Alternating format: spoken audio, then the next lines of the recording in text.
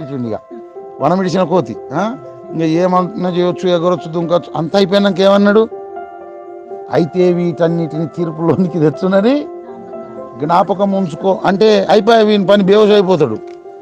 యవనుడా నీ యవన మందు సంతోషపడుము, నీ యవన కాలమందు నీ హృదయము సంతుష్టిగా ఉండనిమ్ము, నీ కోరిక చొప్పునను నీ దృష్టి యొక్క ఇష్టము చొప్పునను నీకెట్లా అనిపిస్తే అట్లనే చెయ్యి. నీకేం కోరికలు అనిపిస్తే ఆ కోరికలన్నీ తీర్చుకో.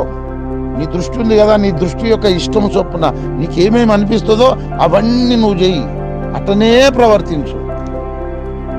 కానీ వీటన్నిటిని గురించి దేవుడు తీర్పులోనికి తెచ్చునని జ్ఞాపకం ఉంచుకొనుము అన్నాడు. అంటే దాని అర్థం ఏంటి? నువ్వు ఏదన్నా చేయరా అని మొత్తం విడిచిపెట్టిండు, కానీ తీర్పులో గిటానే పని నువ్వు చెయ్యి. నువ్వు ఏదన్నా చెయ్యి, నీ బుద్ధికి దోషింది చెయ్యి, నీ ఇష్టం వచ్చింది చెయ్యి, నీ దృష్టికి ఏది నచ్చితే అది చెయ్యి. నీకు లోపల ఏ కోరిక కలిగితే ఆ కోరిక నెరవేర్చుకో. కానీ అక్కడ నువ్వు చేతులు కట్టుకొని నిలబెట్టప్పుడు గిటాన్ కావాలి. అక్కడ చెప్పుకొని ఆ పెద్ద ఆయనను నువ్వు కన్వీనియన్స్ చేసి నేను బయటపడతా అనుకుంటే నువ్వు ఇవన్నీ చేసుకో. వాడు బయటపడతాడు ఆయన దగ్గర అని చెప్తాం ఆయనకు. ప్రభునందు ప్రియులారా, అందుకు చెప్పాడు ఈ మాట.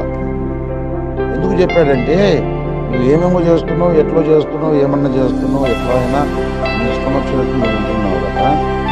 అయితే తీర్పులోనికి దేవుడు ఇవన్నీ తీసుకొని వస్తాడని నువ్వు జ్ఞాపకం పెట్టుకో.